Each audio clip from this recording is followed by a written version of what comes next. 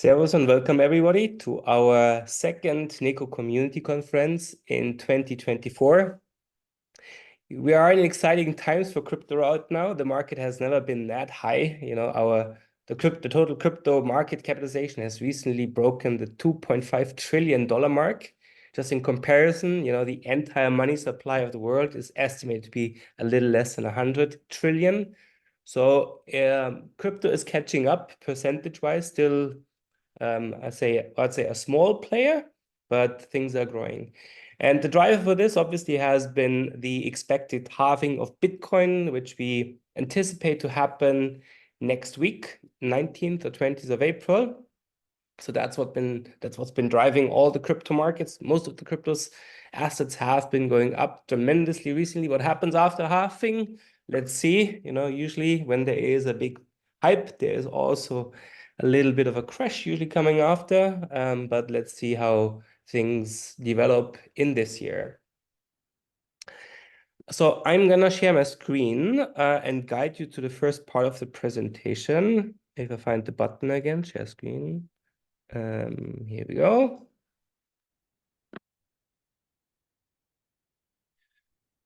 Good. Yeah, as I said, Neco Community Conference today, the second in this quarter. Today, we're going to change our schedule a little bit, a slightly different agenda. Of course, we're going to talk about roadmap, what's happened in the last quarter, what's going to happen in the next quarter. And of course, I'm going to share the latest result from our quarterly report.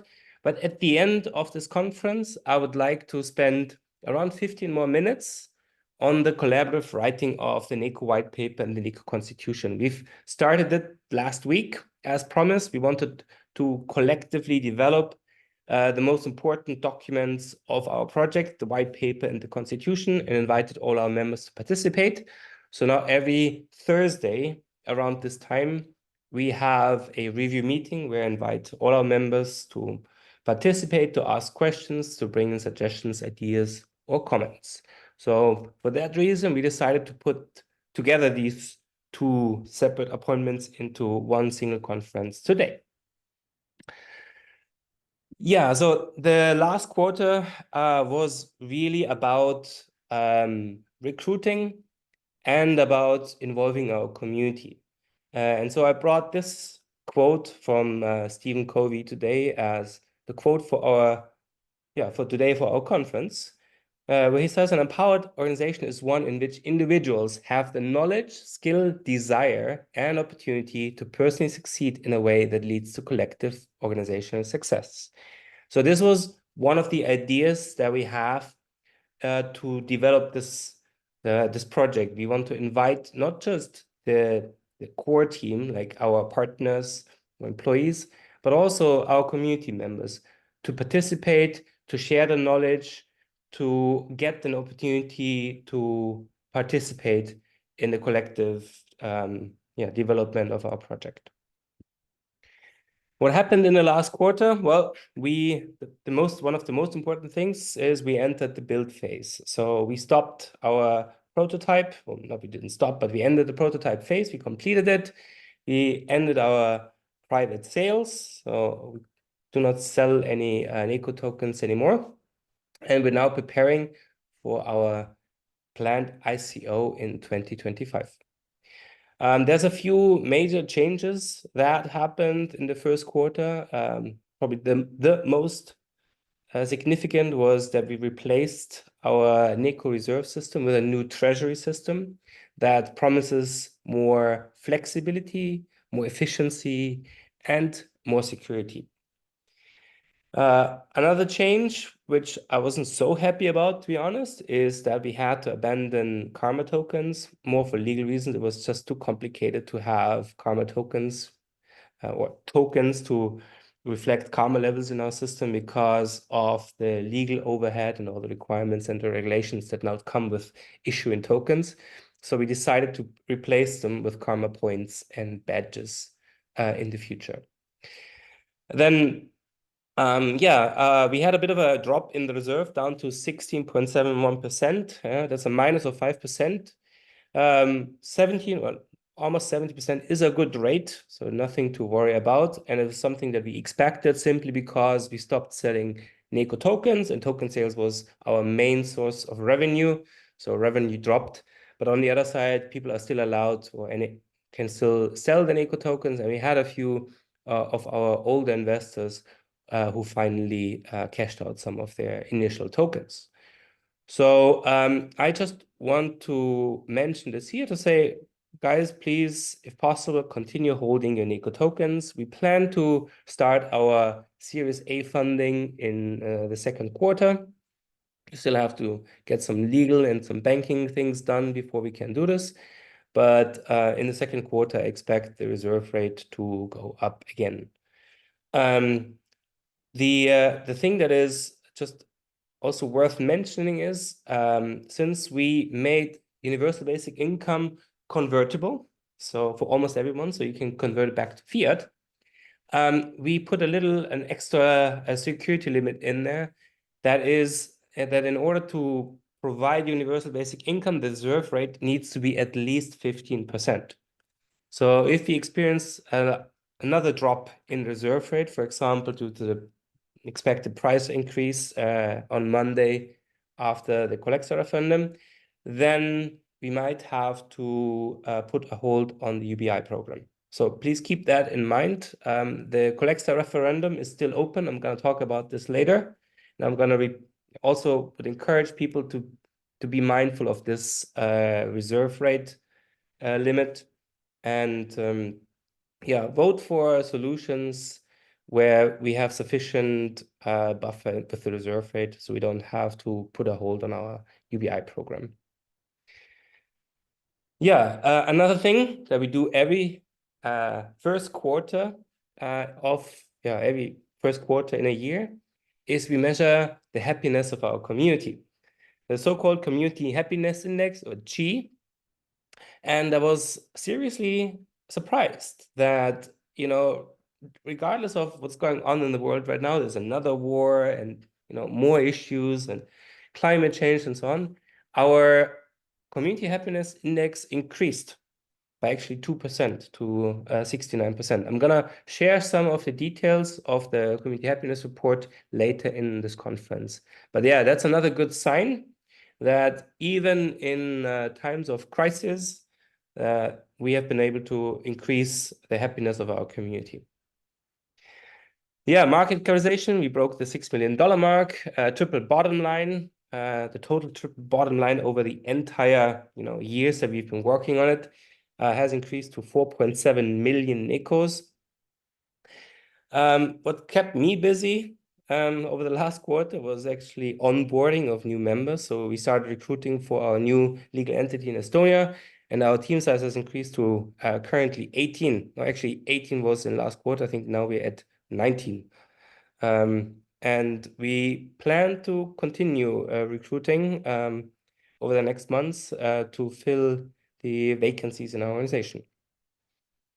Yeah. And last but not least, the collaborative writing of the white paper, which is what we do at the end of the session. Good.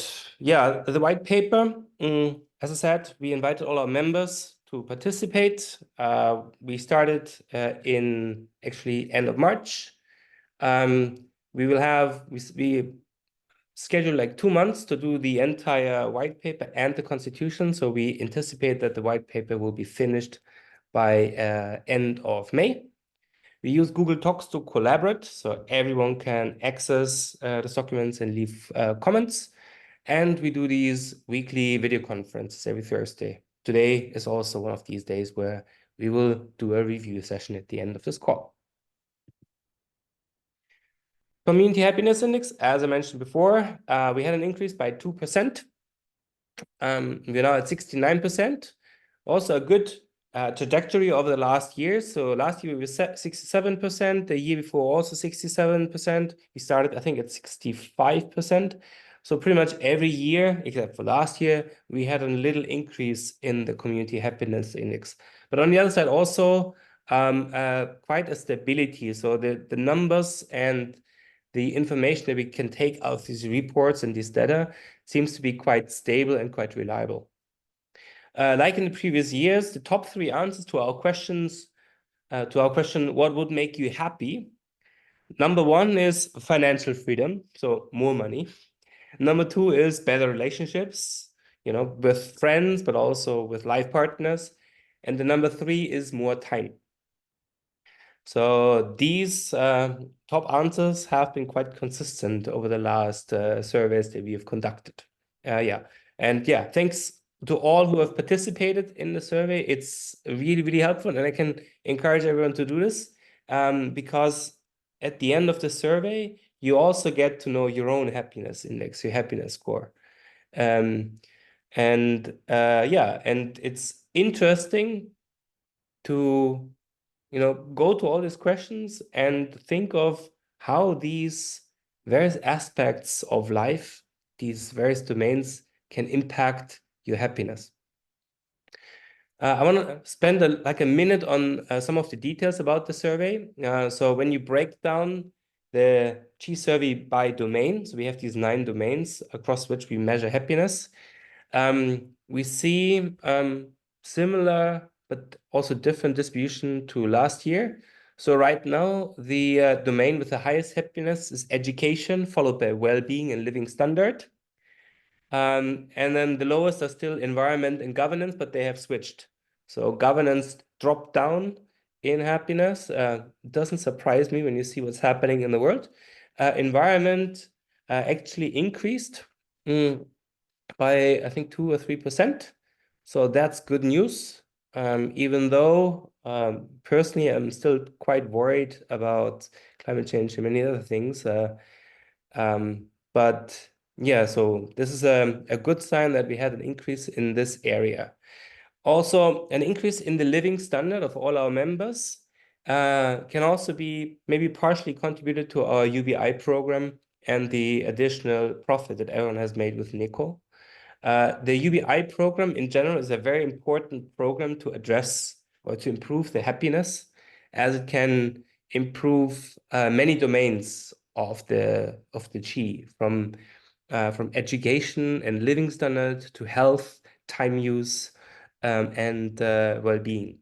So these are the benefits of universal basic income, as studies have shown across the globe. The other 2 charts here are the importance by domain. So importance means what are the most important domains for the happiness of our members. And this is health, well-being, and the environment. Whereas things like community culture and governance are considered less important by our members. And when you bring these things together, like how happy are people in a domain, or how much gap there is to full happiness, and multiply that with the importance, you get the last chart here, which is the urgency. So the urgency defines where there is the biggest need to work on in order to improve happiness. And that is pretty much the same as the years before. So the most urgent topic is environment. And with Neco, we're trying to address this with our carbon offset program. The second most urgent topic is governance. This is why we're working on a collective governance system called Colexa. And yeah, time use, this is why we have UBI. Yeah? So we can provide universal basic income, and you're not required to work maybe 7 days a week just to make ends meet, but have a bit more time and less financial pressure.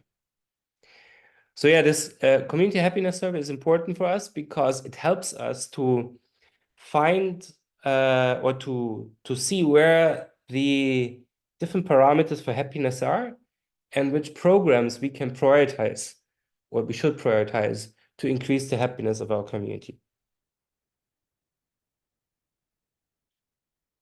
Okay. So that's maybe a good point to make a short break for questions. If there are any questions, then regarding the community happiness index or any of the things before, feel free to ask them now.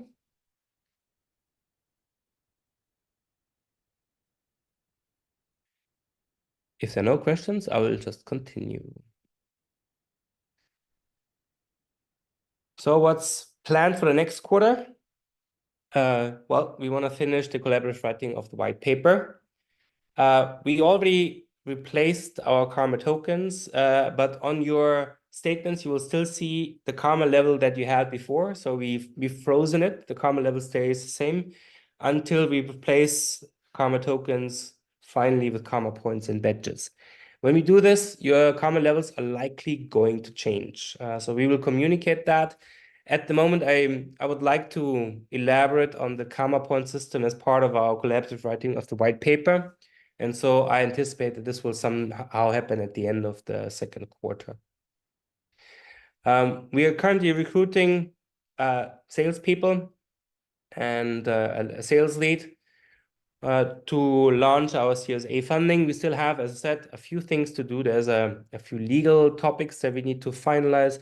And as a crypto company, one of the big challenges, as simple as it sounds, to open a bank account, because most banks won't open bank accounts for us. And those who do charge a lot and take a lot of time to go through due diligence.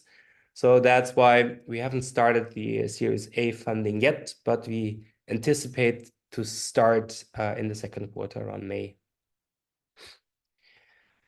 Our DAO, our decentralized organization, is made up of various legal entities in different jurisdictions. For the sake of using the advantages that each of the jurisdictions has in certain aspects of the law, but also to minimize risk and make sure that even if regulations change in one country or governments change and this might have negative consequences on crypto or our licenses, that we have backup organizations who can take over. And for that reason, we are planning to set up 5 legal entities in the beginning in Estonia, Switzerland, Germany, and also Lithuania that have different aspects. 2 of them have already been founded, the Estonian legal entity and the German legal entity. And we're currently looking into an association in Switzerland, our tech company in Estonia, and another token issuer in Lithuania, which is another country that's been doing quite well in terms of crypto and also in terms of modern banking. So a lot of the modern mobile banks, such as Revolut, are in Lithuania for the reason that this country has been quite open with the regulations and quite straightforward. So we're planning to increase our team, and at least 6 new hires are planned for the second quarter. And we will hopefully start with the development of our app. And that's good news because we would also like to start testing the app with the community as soon as possible. So we will start inviting our members. Usually we do this by karma levels, starting with the higher karma levels first, as beta testers for the Neco app. So Kevin, if you're interested, let us know. You'll be invited once we have the first prototype of the Neco app, so we can go through a few iterations with our community to test the app, get your feedback, and improve. So again, we want to develop collectively with our members and involve our members in the process.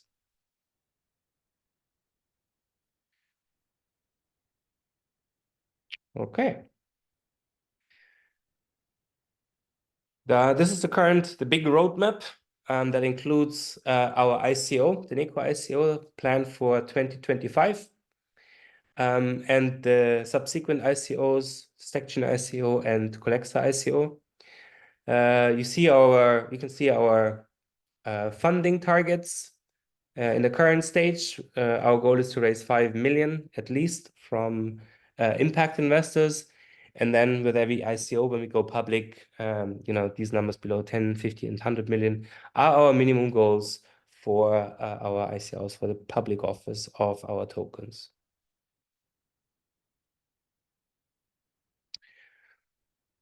All right. So we have gone through the review of the quarters. So now we would talk a bit more about numbers. My favorite topic, quarterly reports, all the numbers. Does anyone have any questions regarding the previous topics? If you do, feel free to unmute yourself and ask or raise your hand. If not, then I will continue with our quarterly report from the first quarter. So the Neco dashboard is our like cockpit, if you want to say. It is where we publish the key performance indicators of our currency. So currently our price is at €1.43. We expect that to go up on Monday, April 15th, after the Colexa referendum, which is currently ongoing. Our price potential is €2.39. So price potential is the maximum price that the Neco token could have at the minimum reserve rate of 10%. Our reserve rate is at a stable 16.71%. That's pretty good. But compared, obviously, to the last quarter, it's a drop of over 5%.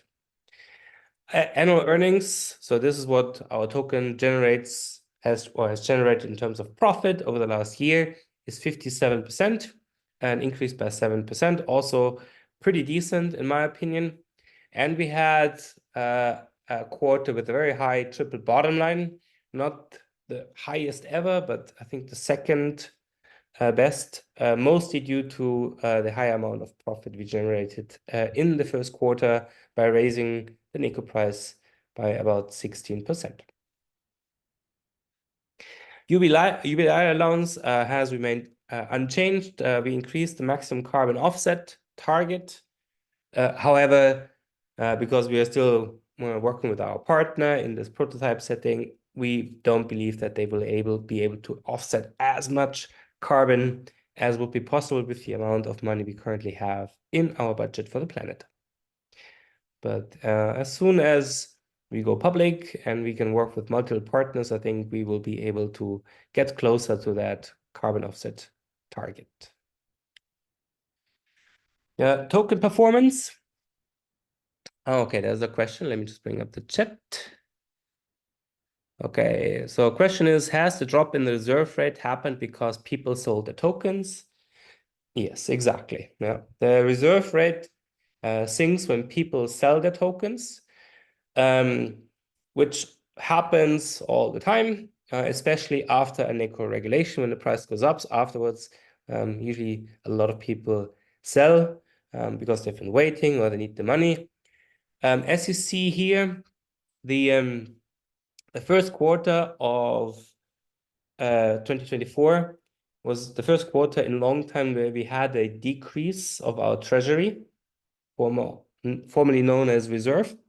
And the decrease is simply because people took out larger amounts of money, which is okay. But because we stopped our token sales, there was no more revenue to make this up. And there was a lot of people who was like, oh, can I still buy tokens? And we unfortunately had to say no. We have reached the limit, guys, for the private sales. We could not allow more members to join. We could not sell more tokens. So that is the issue right now. We couldn't, our revenue pretty much dropped to zero in the second quarter. And we anticipate that this will change in the second quarter when we start onboarding impact investors in our Series A funding. But nevertheless, 70%, as we are here, the reserve rate of 70% is a pretty good value. Everything above 15% is good. If you fall under 15%, the first consequence that will happen is we will stop the UBI program. We will put it on hold. So there will be no additional money sent out to universal basic income recipients until the reserve goes over 15% again. But this is not such a this is not the end of the world. As long as the reserve rate stays over 10%, everything is fine. Good. Our market position is still quite in the same corner as always before, leading in security, one of the leading currencies in stability, same level of stability as traditional fiat currencies and gold. Usually in the quarters before, we've also usually been one of the most profitable cryptocurrencies, but right now with the hype that's happening in the market, Bitcoin, Ethereum, and Binance have actually a profitability that's higher than ours. let's see what happens after the Bitcoin halving. But it's also a good market for us right now. There's a lot of money coming in, and after halving, and then this is really a good point to start our Series A funding. Plus, we see the markets maturing in terms of the legal situation in Europe, and hopefully, there's some positive signs also in the United States that things are moving forward, which provide more solid legal grounds for cryptocurrencies to operate legally with licenses in a regulated fashion. Good. And these are, again, our, there is the market performance and potential in numbers. Profitability, 57%. Stability is 96%. So we have less than 5% monthly volatility. And security, 100%. No, we've never lost value since 2020. Our market cap is 6 million. Bitcoin currently has a market cap from almost 1.4 trillion.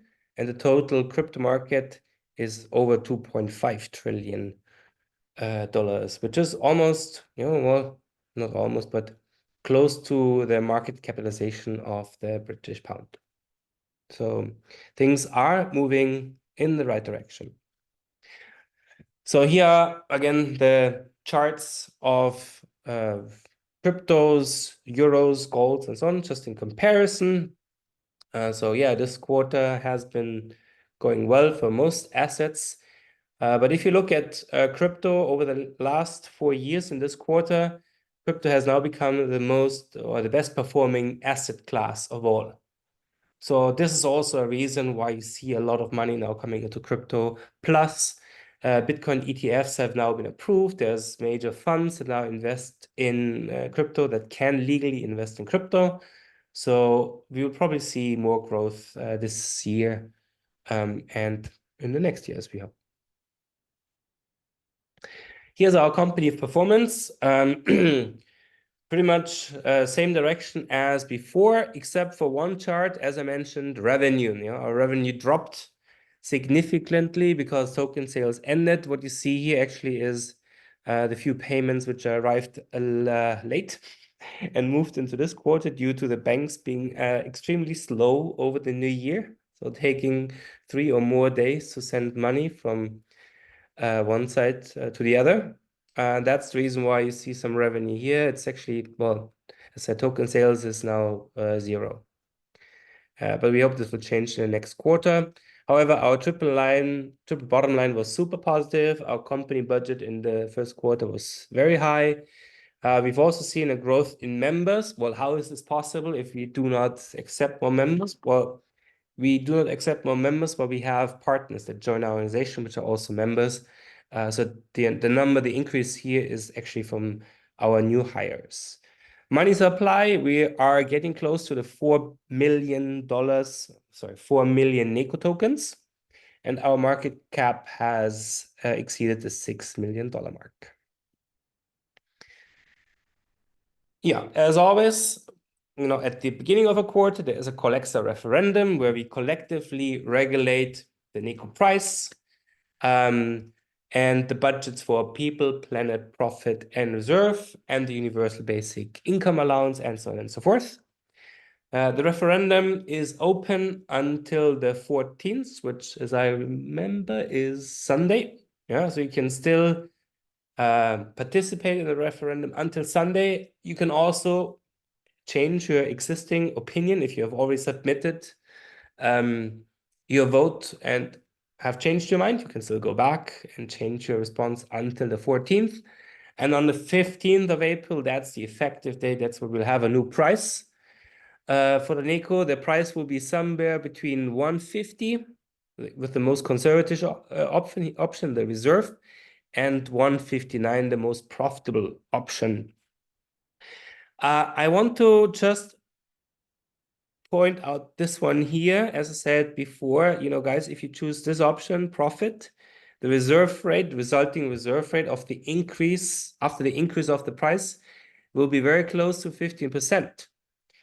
And then usually what we see after referendum is some people sell their tokens. So there might be a risk of dropping under 15%, which would have the consequence that we would put our UBI program on hold and stop sending UBI, right? So keep in mind that, this particular option has a reserve rate which is very close to 15%, right? This one has more buffer, so here we are more flexible. We cannot exactly tell how long it will take until we're ready for, until we have the first investors coming in. It could be in a month, but it could also take 2 or 3. And in this time, we will still have people who sell their tokens, so it would be great to have a bit of a buffer on the reserve rate. Okay, good. So again, here we are still in for a sustainable future. What we do, our project is aligned with many of the sustainable development goals of the United Nations.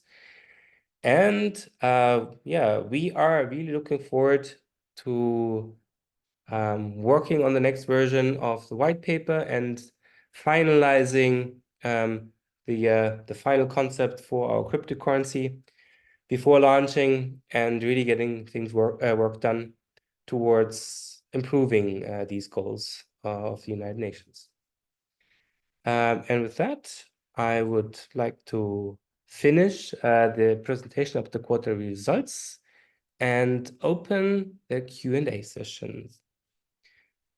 So I've seen a chat message. Let me just go in. I to understand how to okay. So yeah, there's a question regarding the different options for the regulation. So we have 5 options, The first option is Colexa. Colexa is based upon the average votes in the Colexa referendums of the community over the last 12 months. So this is kind of what Colexa has been voting on average.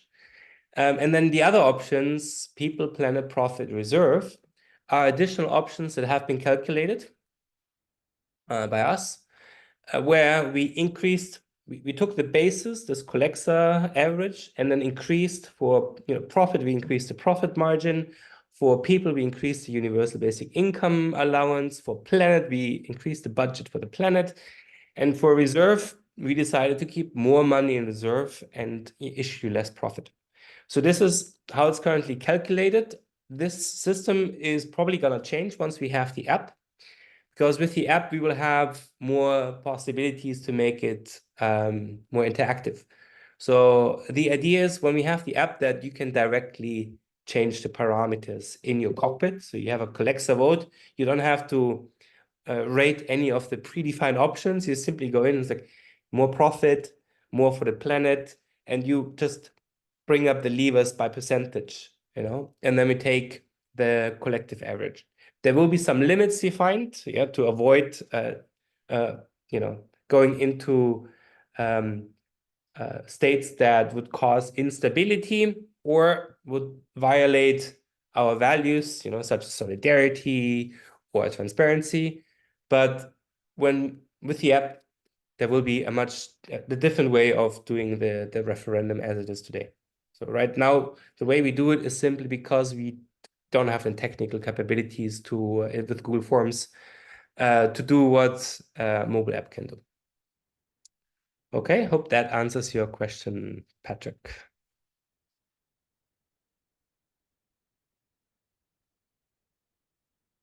Hey, Flo. Hi, Terence. Hey, I have a quick question. Mm. What's the time frame you said till Series A raise? Um, from start to finish. What was your expectation? So we will start in the second quarter. We currently have to do what's called a SAFT agreement. So this is the legal basis, Right. and we have to open bank accounts, which can take a month. And I want to hire, complete the hiring process for the sales persons involved. So I anticipate that we could have the first investors as early as May or June. But yeah, I hope that we will see the first investments in the second quarter. And then Series A will be open until our ICO in 2025. Okay. I was just curious because usually, I mean, from my personal experience, time to term sheet negotiation usually is about at least 4 months. Yeah, So this you're is this. saying May. I'm like, wow. Do you have people already lined up, I assume? Well, we have candidates, but there's a big difference in how we get the investments because we don't offer equity, so you don't have to go to a notary, you don't have to discuss with all the investors how much equity everyone gets and how much the founders lose in the equity and da da da. So we only sell tokens, and in this case, we don't even sell tokens because we cannot sell tokens right now. We just sign an agreement with them on future tokens. So they sign the agreement. There's an agreement where we agree on a price with them, a certain amount, and they will get the tokens once we go public for the price that they bought them for. So this is a much easier process than traditional investment because you don't have to worry about, the shares. You don't have to go to notaries. You don't have to do so much due diligence. There's also, we have these quarterly and monthly reports. So all the numbers are constantly available already. So there is not much due diligence work to do. I've had the experience in the past with my previous companies where due diligence processes took my time for 3 months. Yeah, for 3 months I couldn't work on the main projects like the product because I was just busy preparing these and these and these documents for potential investors or buyers. And I learned my lesson. So this time, said, okay, we will always have all the important numbers available on our website, transparency, and we're not going to give equity. No one has equity. But we will also only provide tokens. That makes the entire process much easier. Okay, great. Thanks. Appreciate it. Good question. Thank you.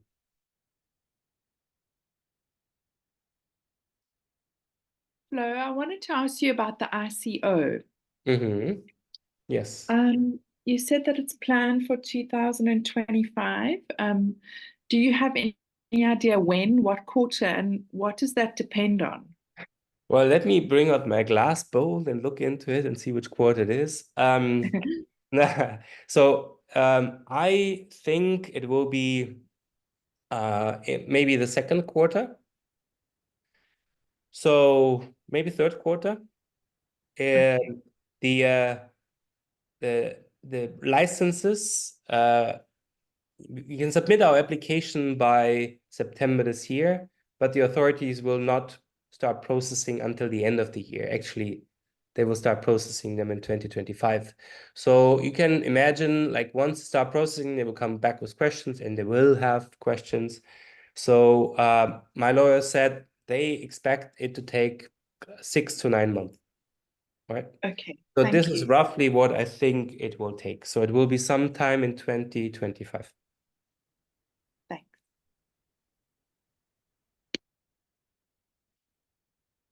Okay. No more questions? Wow, I'm impressed. It's exactly the time I wanted to finish this conference and move on to the collective or collaborative writing of the white paper. So yeah, that's it about the Neco Community Conference, the first part, quarterly report. Now I would like to switch and bring up the current Neco white paper. It's a draft, a Google Doc where where we'll work together. Everyone in our community can, request access to the documents. You only have to log in with your Neco account, request access, and then you can leave comments and suggestions. Today we're going to talk about the first chapter. We have started to write the first chapter. There's roughly like 10 chapters. So our goal is to do 1 or 2 chapters a week, review them every Thursday. And if we keep that speed, then we will probably end up with our planned release date end of May. So let me just bring it up. The right window. Oh, here we go. And increase the screen size a bit.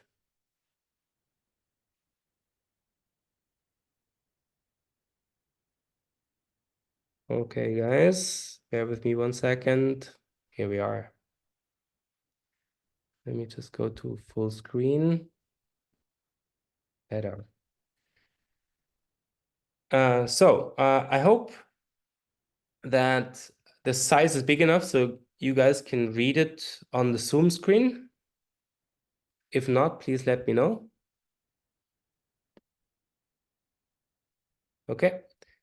So this is the chapter we want to discuss today. The intro chapter, mission, vision, and values. The yellow parts here are the parts that contain instructions. So this is actually not the text for the final white paper. It contains the instructions and ideas for the chapter. And then further down here, the normal text, this is the actual text that we're going to work on, at least in the current draft version. So in this chapter, we're going to talk about Neco's mission, vision, and values.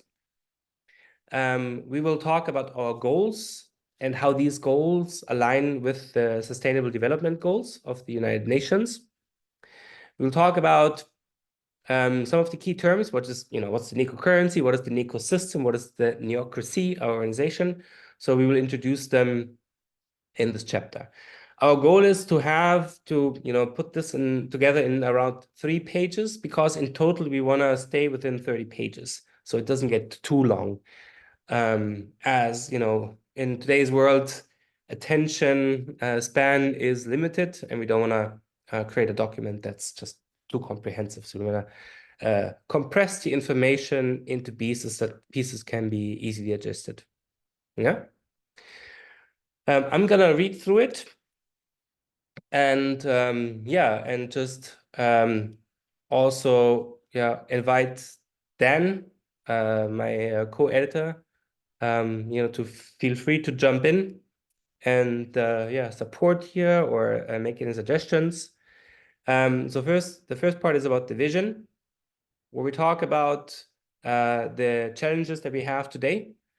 I like to use this word polycrisis that we have now, and it's something that started in 2022 with Corona. Actually, a polycrisis is it's a series of crises where new crises start and without the old crises coming to an end.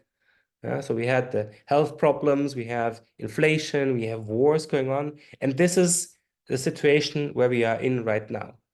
We have a polycrisis. Something is going really, really wrong. And in my opinion, the reasons for this crisis to come is that we have a system that is not sustainable. A system that is not sustainable on the financial side, but also not sustainable socially and environmentally. So the poly crisis has different crises, but they have similar roots. And the core of these roots, in our opinion, is our financial system. Right? And this is why we have started Neco. The idea is to be, our vision is to build a sustainable financial system that serves the people and the planet. So this is our vision, this is our vision statement. The vehicle to bring this vision into reality is our cryptocurrency, the Neco. Initially, we had used the slogan, Neco for the common good. We received a lot of feedback from people saying we should change that. Currently, our preferred slogan would be for people, planet, and profit. So this is what we currently suggest, and I would like to open a discussion here in this round and ask what do you guys feel about this new slogan. Instead of saying for the common good, we would say for people, planet, and profit. So this would be our slogan. Then our mission statement: we generate earnings, provide universal basic income, and protect the climate. And our vision is to build a sustainable financial system that serves the people and the planet. Does anybody have any feedback? How do you like it? Is that something you could agree with? Do you have any other suggestions, maybe? Well, in my opinion, it's definitely more wide, more global, the current slogan, I mean, for people, planet, and profit, than the previous one for the common good. Yeah. And as we've already discussed with you, Flo, that it's pretty common in German and other communities, but not so common all over the globe for the common good phrase. So yeah, as for me, for people, planet, and profit, is definitely an upgrade. Yeah. Yes, I agree. So after our last, we had this the first initial kickoff meeting for the collaborative writing of the white paper last week. I forgot to mention one more thing on our timeline or on the process. So we will have this weekly kickoff meetings. Here, this is the new Zoom link.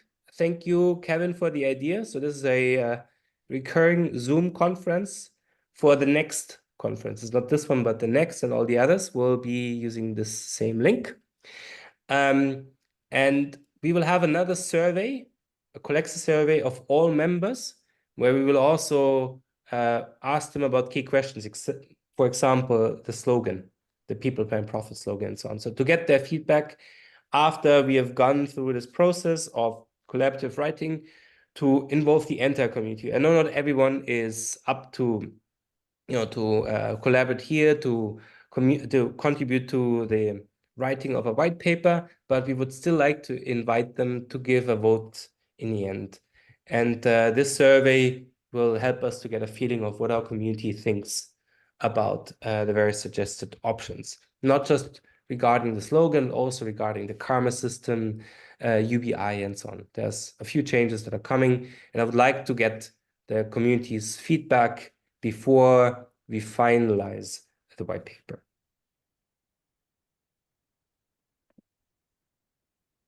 Okay. So I like to keep things short and simple for people to understand. So the target audience of this white paper is usually investors, but also, just normal people like you and me that are interested in the currency and want to see what it is. And then on the other side, we have the authorities that will look into the white paper before they approve our token. Right? So we have to make sure we can cover all these aspects, but I suggested that we write it simple in plain English that everyone can understand and not make it too complicated. So that is the challenge on one side, because as you might know, Neco is a quite comprehensive system. There's so many different aspects to it. So we have to compromise a little bit on the level of detail in order to provide a document which people can still digest. So the second sentence here refers to describing the currency. Yeah, there's these three parts of our project. The currency, the Neco, then the system, the Neco system, which is our financial system, our sustainable financial system, our vision. And then there is the neocracy, which is our decentralized organization. And this neocracy organization is an organization that integrates the members, the community, into the decision-making process. So it's not just an organization with, a few people working in it, 18 partners right now, but it's an organization that includes all our members, and this is currently like 500 active members in the world, in its decision-making process.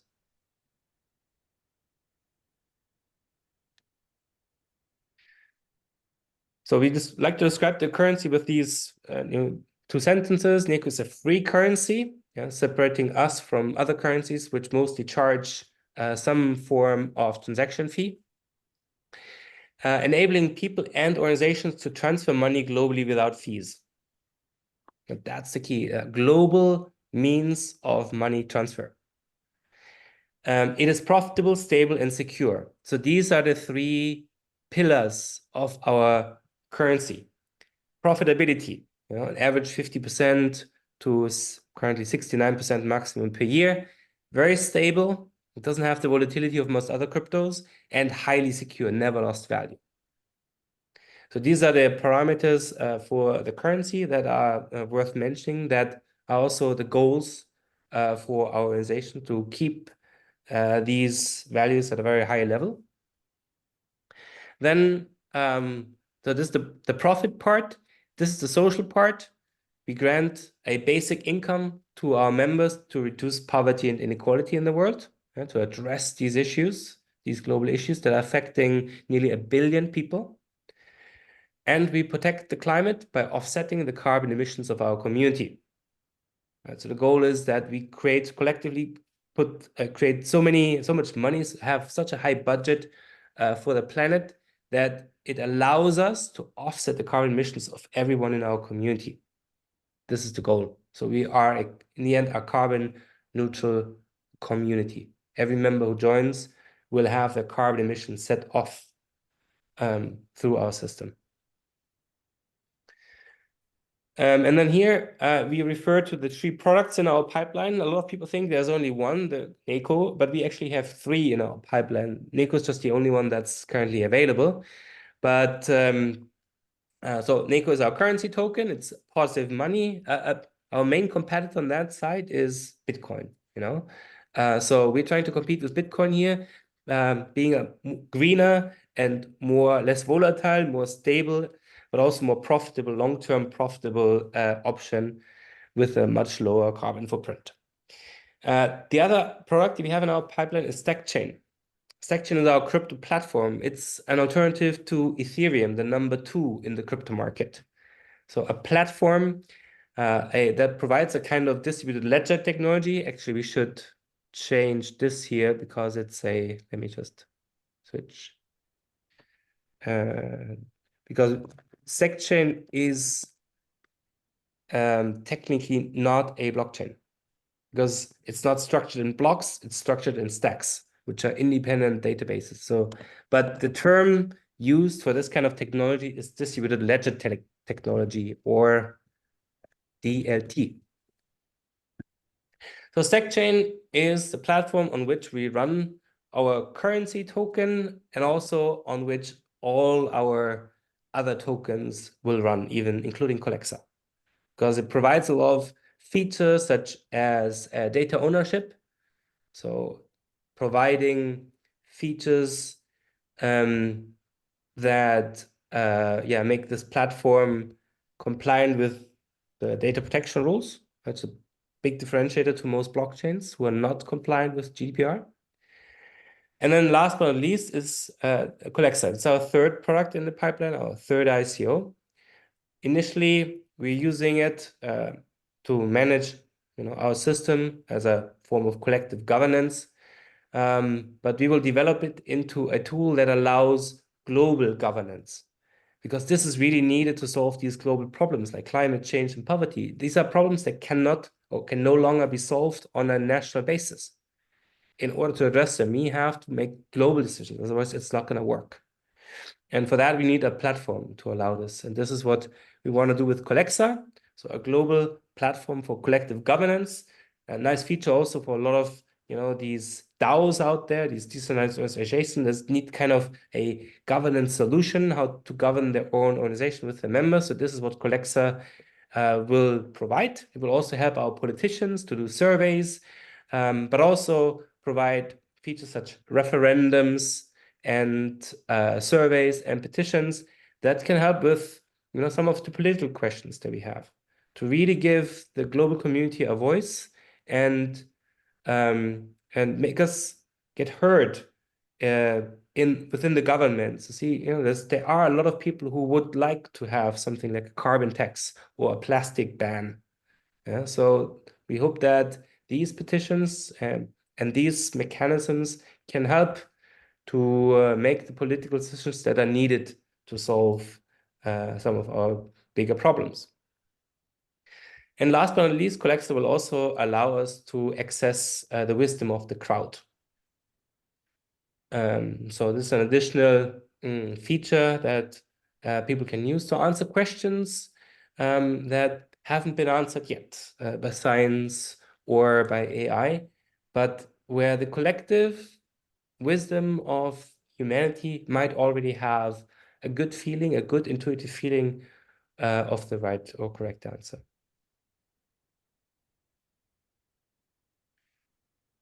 Okay, mission, values. We have these 7 values. What I would here this with descriptions. These values are super important because they're also enshrined in our constitution. This is the 2nd document that we also that we will work on collaboratively. So it is actually, if you click on the resources here, you will see the white paper, the constitution. So just click on these documents and it will open it up in Google. If you don't have access, just click on request access. These are documents that are publicly accessible. And the others are like the old versions of the white paper. Like here, we have a Neco glossary where we have all the terms and the definitions that we use at Neco. So these are additional resources that you can use. Some of them are internal or confidential. That is not available to everyone. But everything that's public, you will get access to. Good. So then let's go to the next part that is suggested here. So after talking about the quick summary of what Neco is, we suggested to go and talk about the problems that we're trying to solve and measure the size of these problems.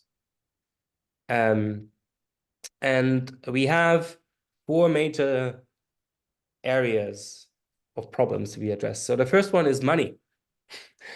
Because, money was invented to act as a store of value and the means of exchange. So these are the 2 purposes. But if you look at today's money, fiat and crypto, they do not really serve these means. They do not serve these purposes. There is no global means of exchange because most currency only work a certain area, like a country. I can only use Thai baht here in Thailand. I can only use euros in the Eurozone or US dollars in the United States. So they're limited, they're not global. And none of these fiat currencies acts as a long-term store of value because they inflate, they lose value. The dollar has lost about 97% of its value over the last 100 years. The euro has lost over 25% of its value since the beginning. So they are inflationary currencies. Cryptocurrencies are very volatile, so up and down, which makes them hard to use as money because they don't store the value and it's hard to use them as a means of exchange. Then you have all the fees, either the banks to charge you fees or the miners. Then there's this limited acceptance. There's this low transaction speed, like the banks over New Year, 3 days to send money from A to B. Why is it still that it takes so much time for them to send, virtual numbers in a world where everything is now real time? And then we have the carbon footprint of both the fiat and a few cryptocurrencies, most of all Bitcoin, is just horrible. That's the downside of a high Bitcoin price. Now it's like $70,000, but that also encourages even more miners to do mining. And so for that reason, the carbon footprint per Bitcoin transaction went up to over 600 kilograms of carbon dioxide. So that's per transaction.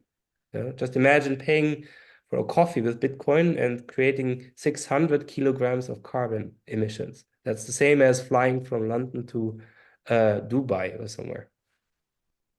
So the size is, when we're talking about the size of these problems, we're not talking about, millions or billions. We're talking about trillions.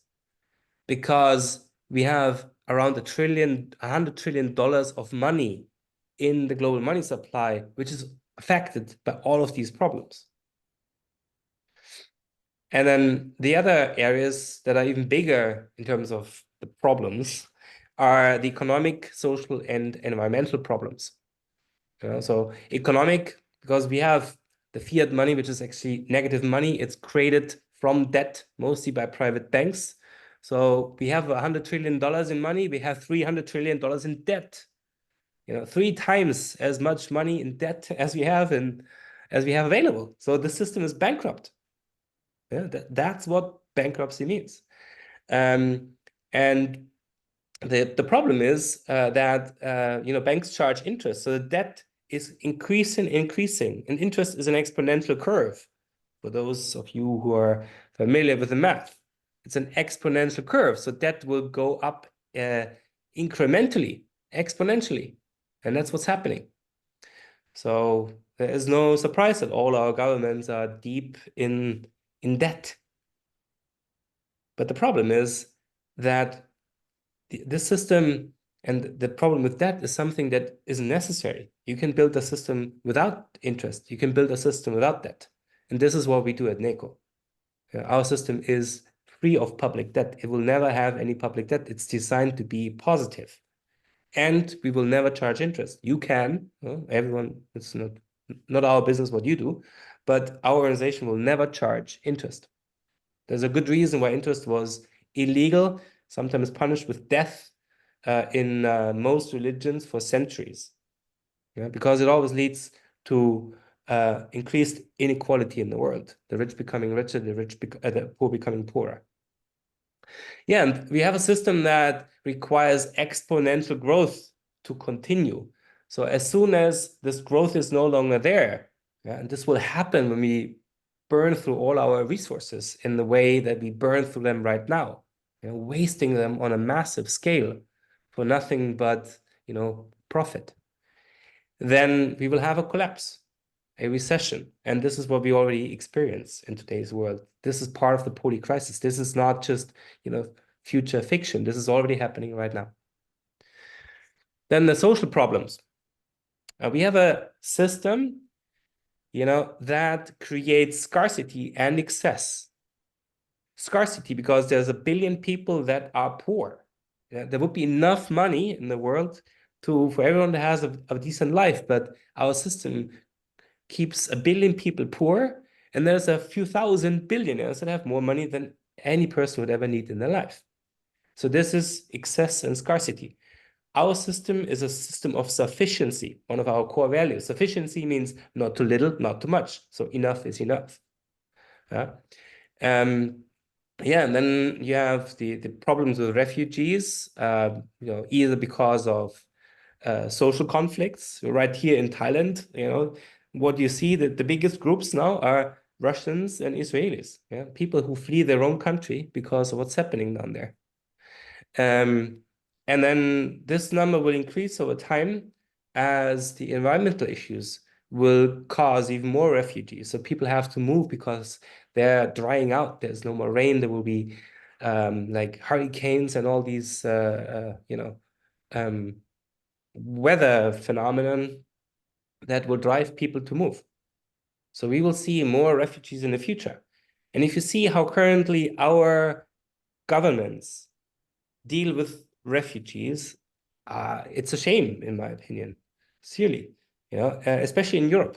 In such a rich area, such a rich community, the topic of refugees and how we deal with them is shocking to me. Instead of dealing with them and trying to integrate them, we're building fences and trying to keep them out and let them starve or suffer, or send them back to areas where they're just not safe. Last but not least, the environmental problems, climate change, it's one of the top problems in the world. But if you look at, in my opinion, what's really, really scary is we are in a mass extinction period. We know of 5 mass extinctions in the Earth history. The last one was like 200 million or 50 million years ago that wiped out the dinosaurs, an asteroid. Now we have another mass extinction. We know pretty well who's responsible for that. So other people say there's a new word that came up called ecocide, and we're committing ecocide. If you continue damaging our planet and crossing the boundaries that we now know very sure are very close, and not just climate change, but also pollution, plastic, and the acidification of the oceans and many other things, then we will have, a collapse of many environmental systems. There's a reason why we have a goal to keep the global warming under 1.5 degrees, because coral will not survive. So we've already lost 50% of our corals. And as teams, we'll probably lose much more in the future. So there are extreme consequences we are seeing now, and we have to act quickly. So these are even larger problems that are hard to calculate in money. We will try to do our best to get some numbers here as well. So these are the sizes, the trillions of dollars of, these problems have, and that we're trying to solve. So, and from these problems, we'll jump to our goals and objectives, where we will talk about, how we want to address these things, what our goals are. and we will also structure it the way we like to structure this, or this entire white paper. First, we will talk about the goals for the Neco currency. We will talk about the profitability. So our goal is to have earnings of 25 to 75% per year. Roughly, this is again saying, you know, sufficiency, not too little, not too much.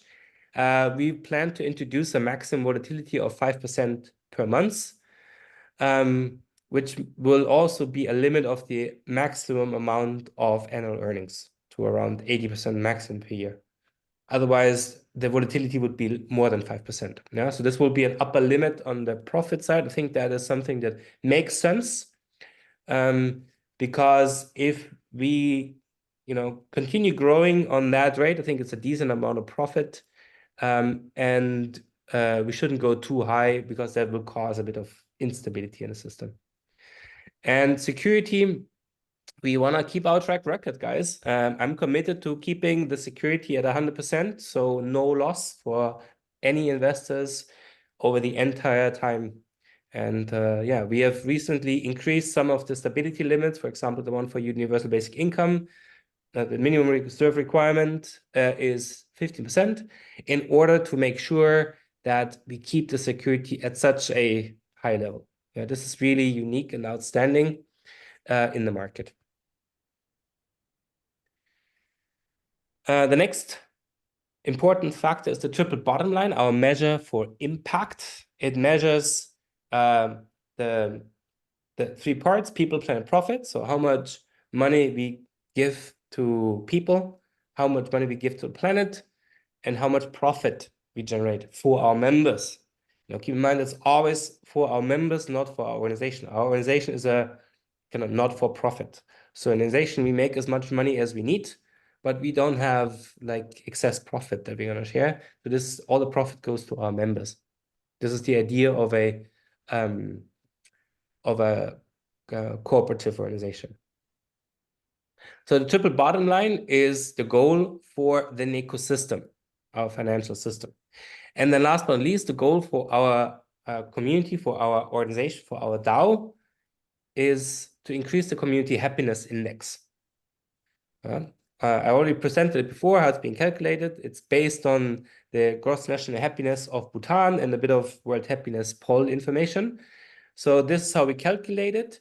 And the goal is to steadily increase our Chi, which we have done in the past, from 65 to 67 to 69%. For the future, I would like to get to a Chi of over 75%, because then we are here in the green area. So right now we're still in the yellow area. So I would like to drive these things up. Obviously, that's really a long-term goal, you know, because governance. So we measure what people feel on a global basis. This is not about Neco. This is about the global politics. And you know, right now we have very little to say on this, but this can change in the future if our organization grows and we have a lot of members and we have a lot of influence as a collective in the world. And our universal basic income program is rolled out globally. That will drive up 6 of these domains, right? So this is a long-term goal to achieve a community happiness in the green area here at 75% or more.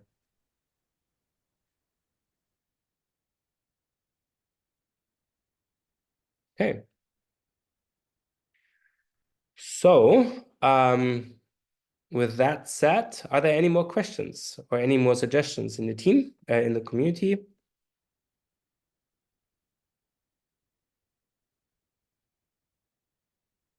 Good. So these additional points here we talk about the key terms. I think they are defined. Our project beneficiaries. So what's the target audience? What are the people that will benefit from this project? What kind of people are they? Unbanked and underbanked individuals, environmental advocates. Dan, I like to use the word LOHAS. It's a segment, a target group, our target group, it's the abbreviation for lifestyles of health and sustainability.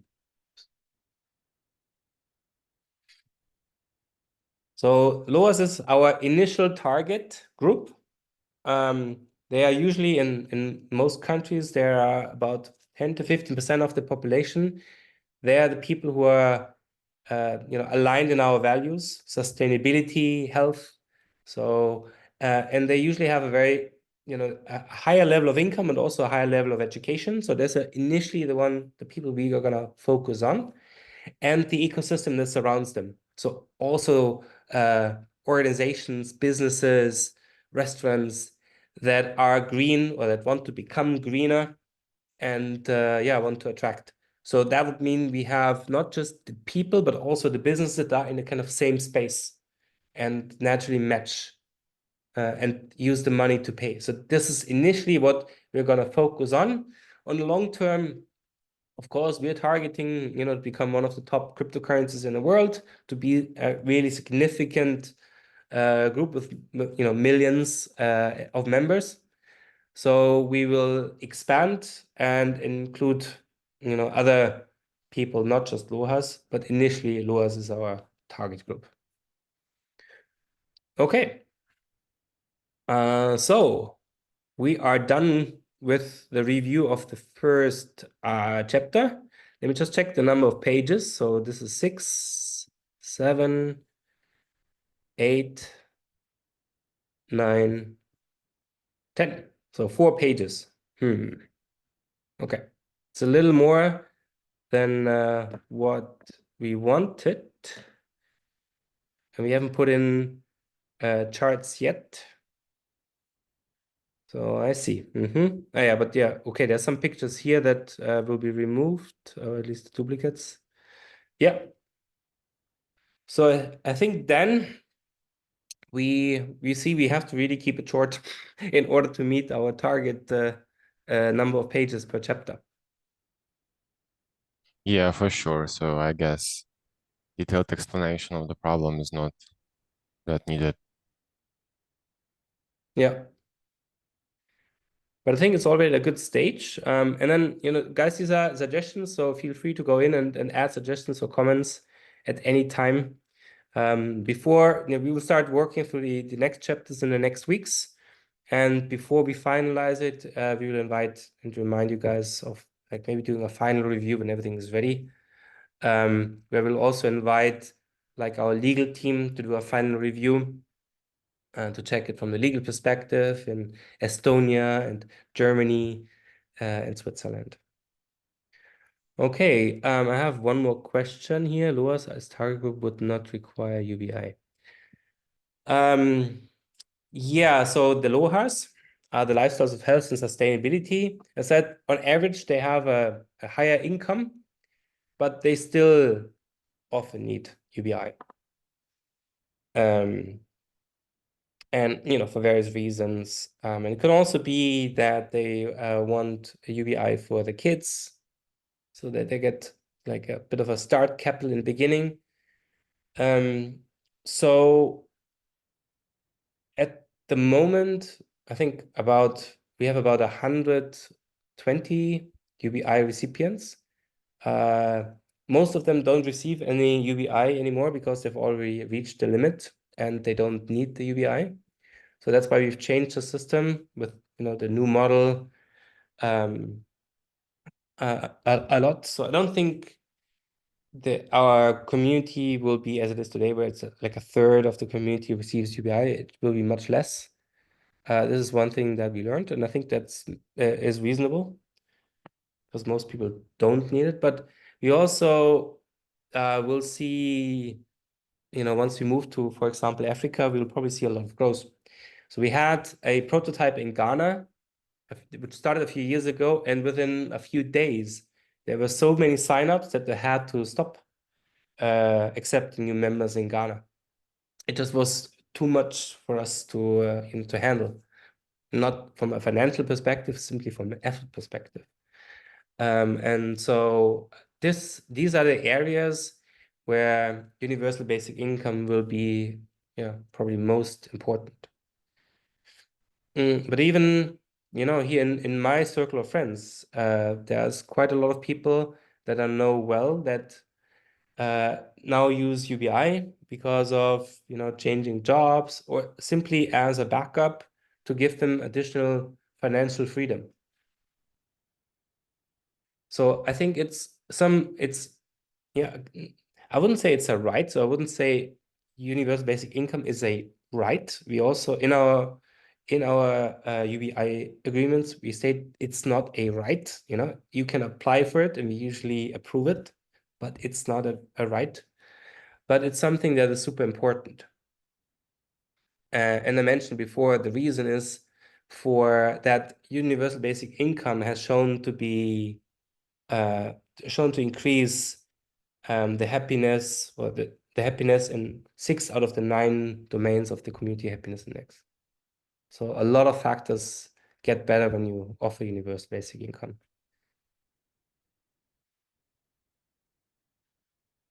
Okay, good. 21:21 on my clock. So we are a little bit over time. But unless there's any more questions from your side, I would maybe like to wrap it up. Are there any more questions? Flo, may I comment on something? Yes, please. So if you give me a minute, I would like to say that I believe your system, I'm thrilled with it because it's very democratic. Yeah.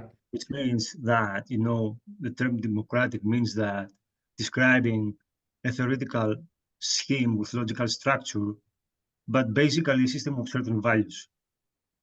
To the founders of democracy, the Greek philosophers, Yeah. The citizens, by participating and attending the system of values, would be capable to successfully elect their representative. Yeah. That being said, that means that the quality of the democracy has to do with the quality of its participants, right? Okay. That being said, I think that there's space for improvement. Of course, it might be a little bit early as far as concerning to be an educational system at the same time. I'm thinking about Neco. Yeah. Okay. Because, for example, let's say here in US, right? Yeah. Taste and waste is terrible. And taste is What not is just terrible? taste and waste. Taste and waste. Okay. Yeah. Mm-hmm. Which is not just taste and waste, is a lack of culture and lack of education at the same time. Yeah, the US is not doing well in terms of education, that Yeah, is. also we are in a very individualistic society, and individualism comes with certain consuming habits. Yeah. So I think we need a little bit of clarification there, and maybe you can just make a database of like positive thinking of ideas that can be followed by your participants or the community of Neco. Yeah. Because to be a responsible citizen, you have to know things. You have to be aware of what's going on. I think the missing element is individualism. And we have to realize that everything we do as members of the society is becoming a certain mixture and it spreads back to the society. And I think we have somehow that needs to be known to everybody. Yeah, and you bring up a really good topic, the topic of education. We haven't really put that into the white paper because it's a bit far out, and we often have the issue that people already think this is such a big project, impossible. So we said, okay, let's not add too many other things that seem challenging. But with Neco, we also want to build an educational system in the future. A new system for global education where everyone can educate themselves regardless of age. And it's a democratic system where it's driven by demand. So we're not telling, like in our school system, our school systems aren't really working, especially, if you look at United States. This is a good example. Why? Because we start teaching only kids from a certain age. They're usually not that happy because they have to learn things they don't want to do sometimes. I saw that so many people had to learn math that have nothing to do with math, and 80% of what I learned in school is something I never needed again. And then you stop learning and become an adult. And our system is more built for, telling people to take certain jobs that will no longer probably exist in the future. Now that the AI is coming, the entire job market will change. And that's why I think an education system is important that educates all people regardless of age, where people can consume the kind of trainings or education that they are interested in. So they don't have to do math if they don't want, and instead they can do yoga and or meditation or whatever they like. So it's free to be consumed, and we provide information that really help in life. So many things in life that I didn't learn at school.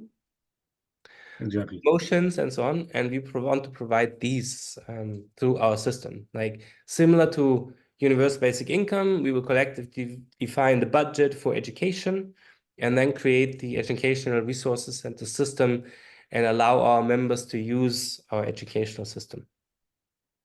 Okay. Yeah. So this is right now, when I look at our community indicator, education is the topic that we don't have to worry too much. It was also one of the things I thought this is the first thing I would maybe do after universal basic income. But the other thing that from our G, it looks more interesting is the healthcare system. So when we take care of health, when we provide more holistic ways of dealing with health, like a lot of health problems today are simply caused by eating the wrong stuff, eating the wrong food.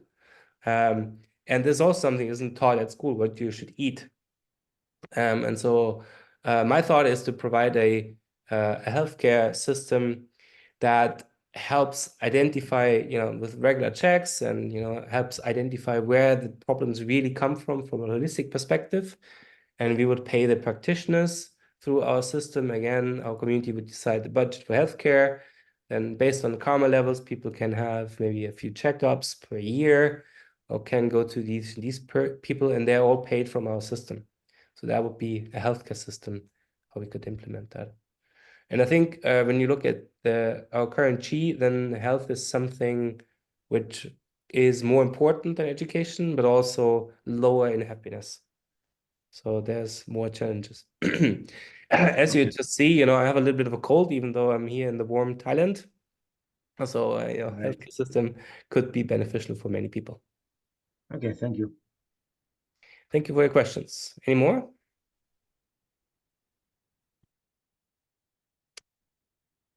All right. Great. Well, then let me wrap up. So thank you so much for attending our community conference and the collaborative writing of the white paper.